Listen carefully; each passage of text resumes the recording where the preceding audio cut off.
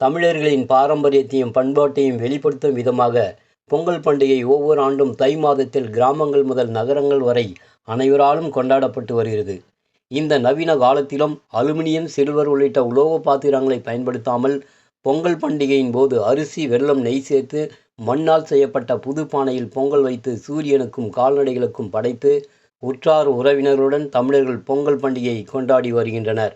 இந்நிலையில் பொங்கல் பண்டிகை சில நாட்களே உள்ள நிலையில் வேலூர் மாவட்டத்தில் பல்வேறு இடங்களில் பொங்கல் வைக்க பயன்படுத்தப்படும் பொங்கல் பானைகள் தயாரிக்கும் பணி தீவிரமாக நடைபெற்று வருகிறது. இந்த பானைகள் 1/4 கிலோ அரிசி முதல் 5 கிலோ அரிசி வரை பொங்கல் செய்யும் அளவிற்கு விதவிதமாகவும் அளவு வித்தியாசத்திலும் செய்யப்படுகின்றது.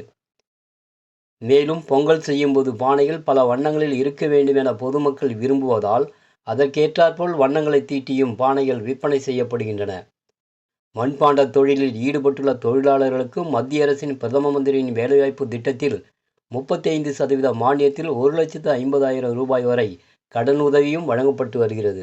வேலூர் மாவட்டத்தில் செய்யப்படும் பானைகள் ரூபாய் 50 முதல் 300 ரூபாய் வரை பானைகள் விற்பனை செய்யப்படுகின்றன.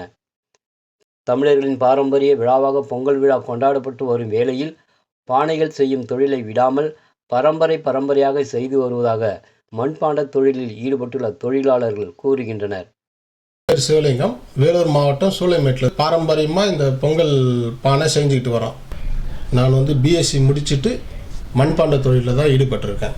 இந்த பொங்கலுக்கு சைஸ் வாரியாக பானைகளை உற்பத்தி செய்கிறோம்.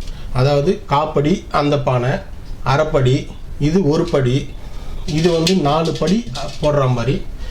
அதே போல் பார்த்தீங்கன்னா பொங்கலுக்கு புது பானையில் பொங்கல் செஞ்சு வழிபாட்டு செய்கிறதுக்காகவே இந்த பொங்கலை கொண்டாடுறோம். இந்த கலர் பானைகள்லாம் பார்த்தீங்கன்னா கலர் செஞ்சு ஸ்கூலு, காலேஜு அந்த ஸ்டூடெண்ட்டுக்கெல்லாம் இதை நாங்கள் கொடுத்து அனுப்புகிறோம்.